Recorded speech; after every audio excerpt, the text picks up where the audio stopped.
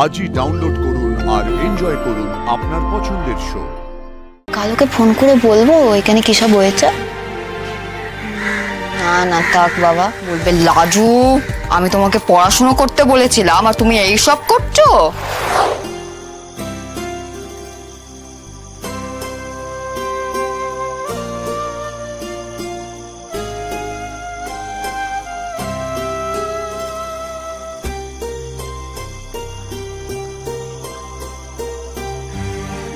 আর আপনাদেরকে বলছি, রাজবন্তীর মতন এরকম সক্রিয় বুদ্ধিমতী মেয়ে আমাদের আরো দরকার, যারা কিনা স্বতঃস্ফূর্তভাবে গ্রামে হওয়া এরকম অন্যায়ের প্রতিবাদ করে।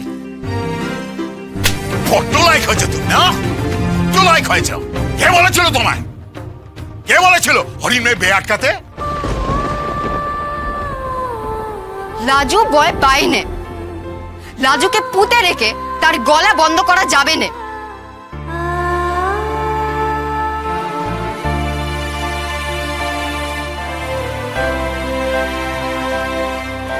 এটা তো ভোর রাত অব্দি জেগে থাকে, এখনো জেগে আছে।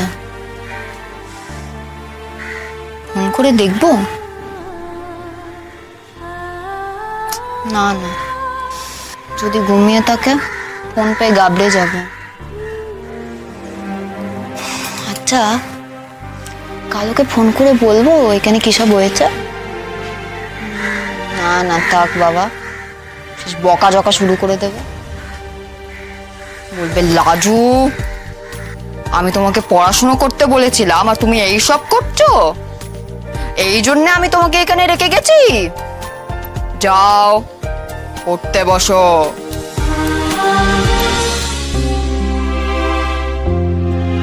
রাগটা তো আমার হওয়ার কথা, মারা তো আমাকে হয়েছে।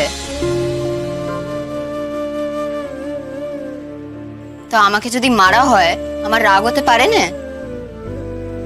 আর রাগ হলে তো মানুষে দু চারটে আগডুম বাগডুম কথা বলেই ফেলে, ফেলে কি না?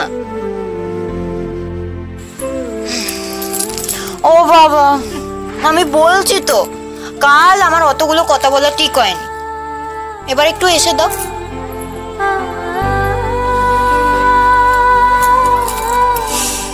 তুমি আমাকে এত বকলে কেন?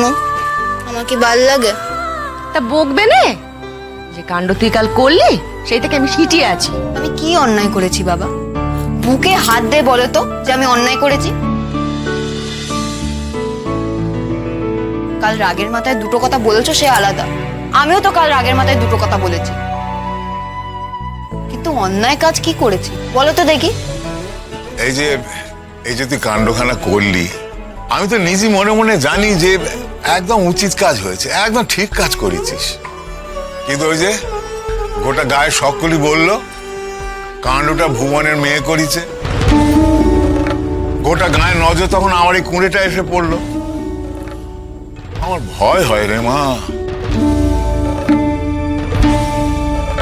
তো সৌরবাড়ির লোক তো দেখবে, তারা যদি রাগারাগি করে, তারা যদি বলে যে ঘরের বউয়ের আগ বেড়ে কথা বলার কি আছে, যদি জামাই বাবা জনের ভালো না লাগে, যদি এনে আবার তোরে শাস্তি দেয় ওরা, তখন যে কি হবে এই ভেবেই তো সারা হয় আমি আর তোর মা।